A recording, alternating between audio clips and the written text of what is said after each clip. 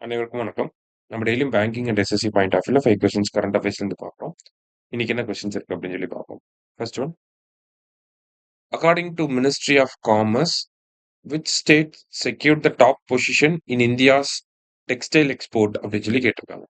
So இந்தியாவோட textile எக்ஸ்போர்ட்ல யாரு top அப்படின்னு சொல்லி பார்த்தீங்கன்னா தமிழ்நாடு தான். ஓகேங்களா? ஸோ தமிழ்நாடு தான் வந்து டெக்ஸ்டைல் எக்ஸ்போர்ட்ஸ்ல இப்போதைக்கு டாப்ல இருக்கக்கூடிய ஸ்டேட்னா அது தமிழ்நாடு. மினிஸ்ட்ரி ஆஃப் காமர்ஸோட நிர்யாத் அப்படிங்கிற சர்வே பேஸ் பண்ணி சொல்லியிருக்காங்க. அடுத்தது, which of the following act was enacted to ensure the availability of essential goods to citizens at fair prices and prevent hoarding, black marketing and artificial shortages அப்படின்னு சொல்லி கேட்டிருக்காங்க. சரியா?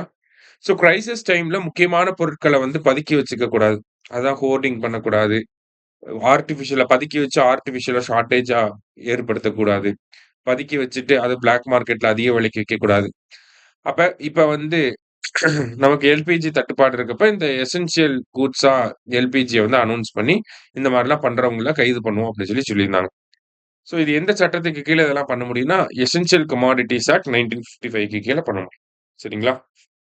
அடுத்தது, as per the latest guidelines of Election Commission of India, what is the eligibility criteria for senior citizens and persons with disabilities to avail the home voting facility அப்படின்னு சொல்லி கேட்டிருக்காங்க. So 85 years of ஏஜ்க்கு மேல இருக்கவங்களும் 40% benchmark disability இருக்கவங்களும் என்ன பண்ணிக்கலாம்? வீட்ல இருந்தே வந்து வோட் பண்ணிக்கலாம். அததான் வந்து ஹோம் வோட்டிங் ஃபெசிலிட்டி அப்படின்னு சொல்றாங்க. ஸோ அதுக்கு எலிஜிபிலிட்டி கிரைட்டீரியா தான் இங்க கேட்டிருக்காங்க. Option B. அடுத்தது, what is the name of AI powered dash cam initiative launched by National Highway Authority of India for highway management? So dash cam initiative பேர் என்னன்னா dash cam analytics services. Option B.